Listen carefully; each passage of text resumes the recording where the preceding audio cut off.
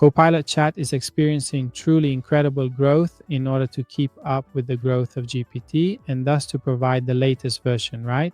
For corporate enterprise, for the comprehensive use of generative AI and large language models, but in a truly secure and protected context, okay? The very first and most significant big news is that very soon, as part of the ongoing rollout, Copilot Chat will also be made available within all of your essential Office applications.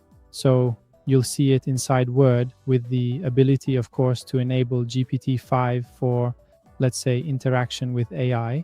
And therefore, the chat will be able to access the context of the file, or in this case, as you can see, the email the user is accessing, okay? And this is extremely important. Wow, it's an incredible change.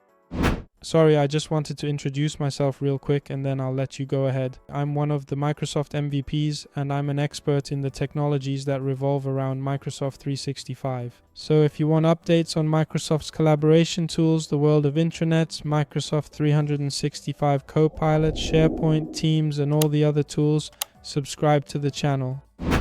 At the beginning, when Copilot 365 arrived in companies 2 years ago, this was the differentiating factor, right? Between the free chat, the one included in Microsoft 365 licenses, and the paid version of Microsoft 365 Copilot. That is, one couldn't access Office applications in the company context while the other could.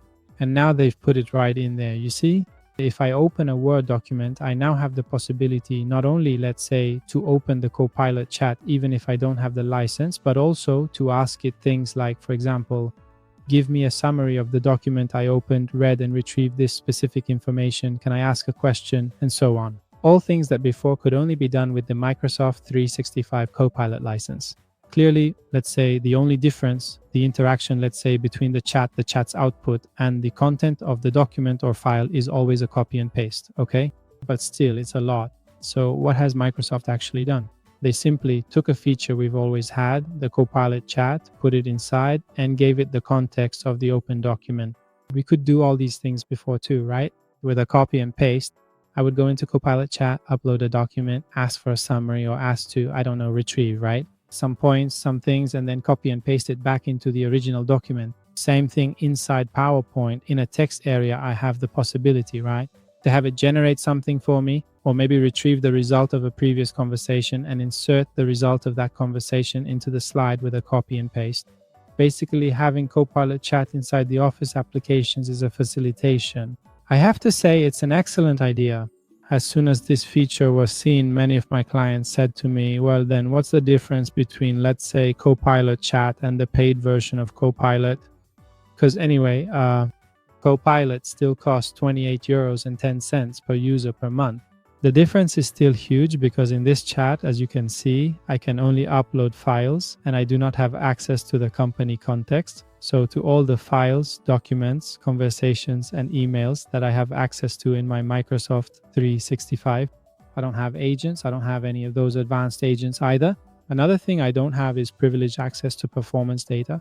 You know that those who only use the free chat of Microsoft 365 Copilot and don't have a paid license have, let's say, non-priority access. So both in terms of performance and the number of outputs you can request, etc., you're a bit less fortunate. Let me just say that. And this clearly still remains, let's say, the main difference. But I have to say that having placed the chat inside the Office applications is really, really something. You also saw that there's the option to choose whether to pin it or not, so it's still a configuration that the administrator can keep under control. In my opinion, this is very, very important. So yes, it remains very, very important.